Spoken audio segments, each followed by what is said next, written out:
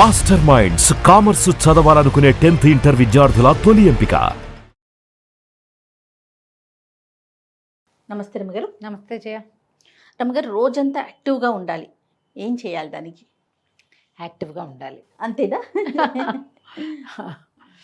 ఇవి జనరల్గా మనుషుల తత్వాలు, ఆరోగ్యము అవి కూడా ఉంటాయి కదా. మన పనులు, మన ఉద్యోగ జీవితం ఎలాంటిది, మన ఫ్యామిలీ లైఫ్ ఎలా ఉంటుంది, మన పిల్లల వయసులు వాటిని బట్టి డిపెండ్ అయి ఉంటాయి. అయినా కూడా యాక్టివ్గా ఉండే రకం కొంతమంది ఉంటారు. ఎప్పుడు చూసినా పటాసులాగా పేలిపోతూ హాయిగా ఉంటారు. అవును. మామూలు వాళ్ళందరూ అంత పటాసుగా ఉండలేకపోతాం కదా, జామ్మని ఉండలేం. కానీ ఉంటే ఏంటంటే మనకి ప్లస్ ఆరోగ్యానికి మంచిది. శారీరక మానసిక ఆరోగ్యాలు బాగుండాలంటే యాక్టివ్గా ఉండటం ఒక మందు. ఈ రోజున ఏంటంటే మనం ఎక్కువగా ఎదుర్కొంటున్న సమస్య ప్రతి వాళ్ళకి డిప్రెస్డ్గా అయిపోవటం. అందరికీ డిప్రెషనే. దీనికి కారణం ఇది అది అని ఏముండదు. ఏదో మామూలుగా ఇప్పుడు మన ఈ మధ్య ఎవరితోటో మాట్లాడాను నేను, మన కేసు కాదు, జనరల్గా ఎప్పుడు విసుగ్గా ఉంటుంది, ఏదో ఒక నొప్పి, ఏడుపు వస్తుంది, అన్నిటికీ ఏడుస్తారు, పీరియడ్స్ ముందు ఎక్కువ ఏడుపుగా ఉంటున్నారు, ఏ పని చేయట్లేదు, సరిగ్గా చేయటం లేదు, ఇలాంటివేవో కంప్లైంట్లు. డాక్టర్ దగ్గరికి వెళ్తే ఈవిడ డిప్రెషన్లో ఉందని చెప్పాడు డాక్టర్. డిప్రెషన్కి ఏమీ లేదు, ఇల్లు వాకిలి బాగున్నాయి, అమ్మా నాన్న ఉన్నారు, అత్త మామ ఉన్నారు, భర్తతోటి బాగానే ఉంది, 2 పిల్లలు ఉన్నారు. ఎందుకు డిప్రెషను ఏమిటో ఆవిడకి తెలియదు, రీజన్ తెలియని డిప్రెషన్లో ఉంటున్నాం మనం ఇప్పుడు.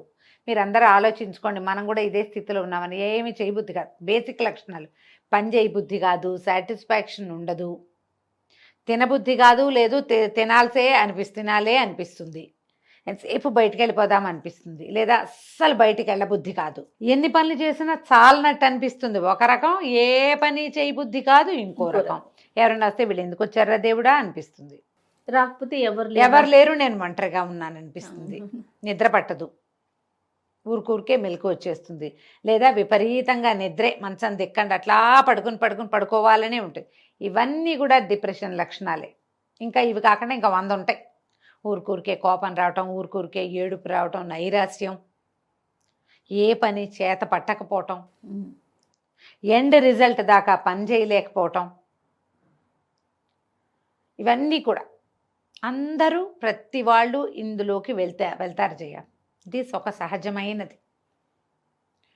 జ్వరం వచ్చాక ఒక నిస్త్రాన్ని వస్తుంది చూడు, అవును, అలాగా ఇవి పెద్ద పెద్ద పనుల తర్వాత రావచ్చు, డెలివరీల తర్వాత, ఆపరేషన్ల తర్వాత, యాక్సిడెంట్ల తర్వాత, ఏదైనా ఫంక్షన్ అయిన తర్వాత, పిల్లల నుంచి పార్టీషన్ వచ్చినప్పుడు, లేదా అమ్మా నాన్నల partition, brother and sister partition, వాళ్ళు కూడా ఎక్కడికైనా ఫారెన్ వెళ్ళిపోతారనుకో, తమ్ముడో చెల్లెలో బయటికి వెళ్ళిపోతారు, అప్పుడు భర్తలతోటి కొంచెం సెపరేషన్ వచ్చినా, ఏదైనా చిన్న సెపరేషన్లు, వాళ్ళు ఏదో ఊరు వెళ్తారు, అలాంటప్పుడు కూడా రావచ్చు. ప్రెగ్నెన్సీ రావట్లేదని భయాలు అవి ఏర్పడ్డప్పుడు, ఎర్లీ ప్రెగ్నెన్సీలో కూడా ఈ లక్షణాలు ఉండొచ్చు. మనం ఇలా ఉన్నాము అనుకుంటే దాంట్లో నుంచి బయటపడేందుకు ప్రయత్నం చేయాలి. అది ఎట్లా, ఎంత సింపుల్గా చేయాలంటే, మనకి ఎలా తెలుస్తుంది అలా అడుగుతారు. కాదు మనం చీకట్లో ఉన్నాం, లైట్ వేసుకోవాలని మీకు ఒకళ్ళు చెప్పాలా? మనకు అర్థమైపోతుంది కదా ఆటోమేటిక్గా కదా. మీరు ఆలోచిస్తే మీకు అర్థమవుతుంది. ఏమిటి నేను ఇలా పప్పులో ఉన్నాను, నేను ఇలాగే ఉండాలి, ఇలాగే ఉండొచ్చు అనుకోవద్దు. ఎప్పుడు ఇలాంటి నైరాశ్యాల్లో ఎవ్వరూ ఉండకూడదు, ఉండక్కర్లేదు. దానికోసం ట్రై చేయాలంతే. ఓకే. మీరు యాక్టివ్గా ఉండే పర్సనాలిటీ అయినా, లేదా మీరు యాక్టివ్గా ఉండాలి అని భావించినా మీ చుట్టూతా ఇది చేరదు, ఇది పోతుంది. ఒకవేళ వచ్చినా దాన్ని మనం తన్నేస్తాం, ఏదో దారిలో కనపడుతుంది దాన్ని తోపు తోసి మన దారిని మనం ముందుకు నడిచి వెళ్తాం. మీరు ఆలోచించి చూసుకోండి. ఇది 14-16 ఏళ్ల వయసు అప్పటి నుంచి మొదలుపెట్టి 60-70 ఏళ్ల దాకా ప్రతి ఆడవాళ్ళు ఎదుర్కొంటారు. అవును, గమనించండి.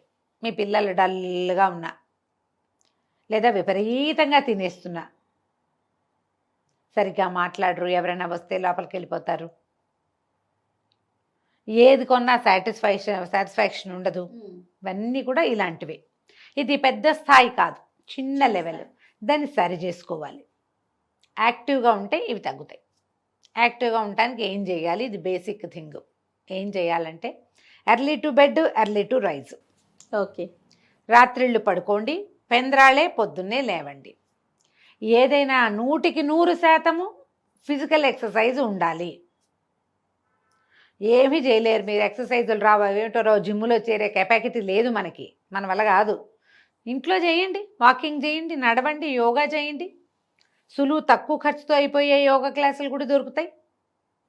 మెట్లెక్కి దిగండి, శుభ్రంగా నడవండి 1 గంట సేపు.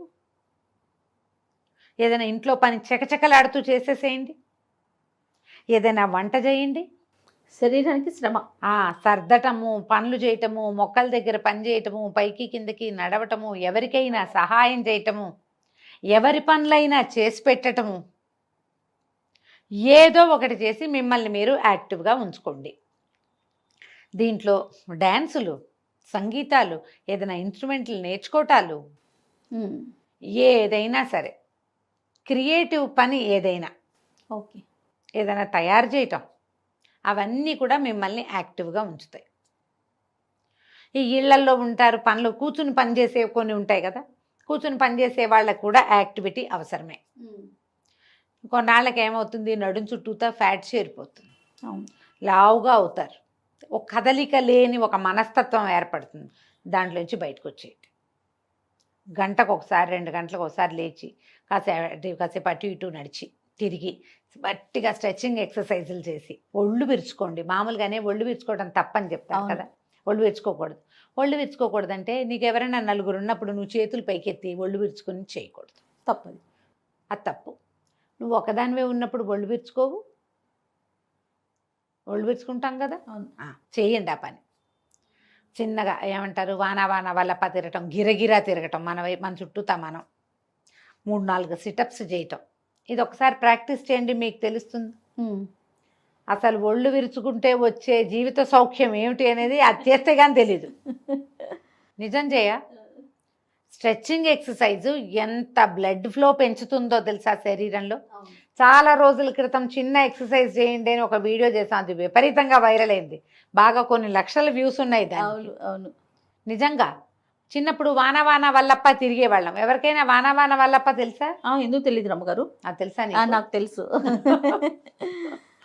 అదేమిటో గుర్తు చేసుకుని చేయండి తప్పకుండా, హ్యాపీగా. ఒక్కసారి గిర్రుమని బొటన వేలు మీదో, కాలి వేలు మీదో, కాలి మడవ మీదో మీ చుట్టూతా మీరు తిరిగి చూడండి. ఒక్కసారి 2-3 ఏళ్ల వయసు తగ్గిపోతుంది జయ. ఎంత బాగుందో కదా వినడానికి, చాలా బాగుంది. అదే, బాగా ఒళ్ళు తోముకొని స్నానం చేయండి. ఈ ఒళ్ళు తోముకోవటానికి మంచి మంచి సాధనాలు దొరుకుతున్నాయి ఇప్పుడు. నేనైతే చక్క తెల్లటి టవల్తో తోముకుంటే చాలా హాయిగా ఉంటుంది అనుకుంటా. బాడీ స్క్రబ్ ఇప్పుడు మనం కొనుక్కొచ్చి అదేమిటో చేద్దాం అనుకోవద్దు. ఇంట్లో పాత తువ్వాలు, ఏదైనా టర్కీ టవల్ ఇంత ముక్కుంటే చాలు, దాన్ని శుభ్రంగా నీళ్ళలో పడేస్తే 5 నిమిషాలు నానిపోతుంది, దాన్ని పిండేసి దాంతో బాగా తోమండి. ఒళ్ళు తోముకుని స్నానం చేసి అబ్బక్కర్లా. మొహము, మెడ, చెవులు ట్యాన్ ఎలా పోతుందో దాంతో. నెక్ ట్యాన్ ఉంటుంది మెడ దగ్గర, ఒక రకంగా మనకి భుజాల రంగు ఈ రంగు అంత మందంగా ఉండకూడదు, అది బరగ్గా ఉండద్దు, కొంచెమే బరగ్గా ఉండాలి, కొద్దిపాటి బరక. మీరు ఒళ్ళు కూడా పరపరలాడించకూడదు, తోమాలంతే, బలం పెట్టాలి. అప్పుడప్పుడు ఒళ్ళు నలుగు పెట్టుకోండి, మీకు యాక్టివిటీ పెరుగుతుంది, యాక్టివ్గా అవుతాం మనం. చెయ్యండి సరిగ్గా, శుభ్రంగా మంచినీళ్ళు తాగటం, ఏదైనా ఎనర్జీ డ్రింక్స్ తాగటం. ఎనర్జీ డ్రింక్ అంటే మళ్ళీ అదేదో కొనుక్కు రావద్దు, ఈజీ సింపుల్ మెథడ్ చెప్తాను చూడు. కొంచెం చల్లటి నీళ్ళు, కుండలో నీళ్ళు, నిమ్మరసం పిండండి, ఓ చిటికెడు ఉప్పు వేయండి, ఓ 2 స్పూన్లు పంచదార వేయండి, తాగేసేయండి అంతే హాయిగా. వేడి నీళ్ళల్లో కాస్త కరివేపాకు వేయండి, నీళ్ళల్లో కాస్త కరివేపాకు కానీ పుదీనా కానీ వేస్తే 1 నిమిషం పొయ్యి మీద ఉంచితే చాలా లైట్ గ్రీన్ కలర్ వస్తుంది, తాగేయండి. అవి మిమ్మల్ని ఎనర్జెటిక్గా ఉంచుతాయి తప్పకుండా. ఈ మామూలు నీళ్ళలోనే ఓ కీర ముక్క, ఓ క్యారెట్ ముక్క, ఓ బీట్రూట్ ముక్క అట్లాంటివి పడేసుకుని, కీర నాకైతే నచ్చదు, బీట్రూట్ కానీ ఏమైనా వేసుకుంటే హాయిగా ఉంటుంది, చాలా హాయిగా ఉంటుంది. అలాంటివి ఏమైనా తాగండి.